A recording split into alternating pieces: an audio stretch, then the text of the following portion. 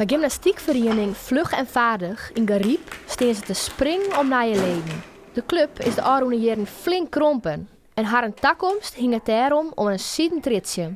Als die nieuwe leden er net gauw komen, zoekt voorzitter Corine Flobbe de toekomst somber in. Uiteindelijk zal de stekker er dan uit moeten.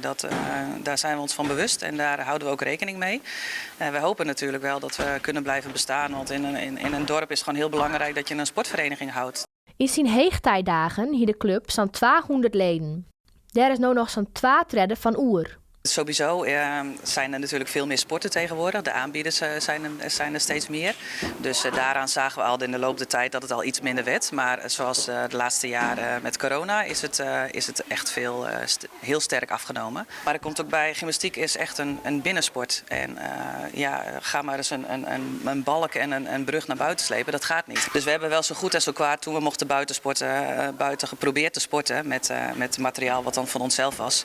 Maar ja, de motivatie wordt gewoon een stuk minder. VNV organiseert elk jaar verschillende acties om yield in het laatste te brengen. Daarmee houden ze de holle boppen wetter. Maar als er in je voet valt, gaan ze kopje onder. Ook de turnsters van VNV maakt haar zwargen over de toekomst van haar vertrouwde sportplakje. Ik wil wel graag hier zo nog blijven, zeg maar. Want ja, hier zit je al een tijdje en dan kan het zeg maar niet meer bestaan. Dat is wel jammer, ja. Het bestuur zet alles op alles om de gymnastiekvereniging draaiende te houden. Optie is een fusie met een vereniging uit de omjouwing. Van gewoon lessen komt dat likwijls te let. We hebben ook al lessen laten overlappen, zeg maar, zodat je minder zaalhuur en loonkosten hebt. Er zijn al wel lessen ook die hebben we moeten laten vervallen, helaas. Hoe vervelend ook. Maar als je maar 1 of 2 kinderen in zo'n les hebt, ja, dan kun je er geen trainer voor zetten. Dat gaat gewoon niet.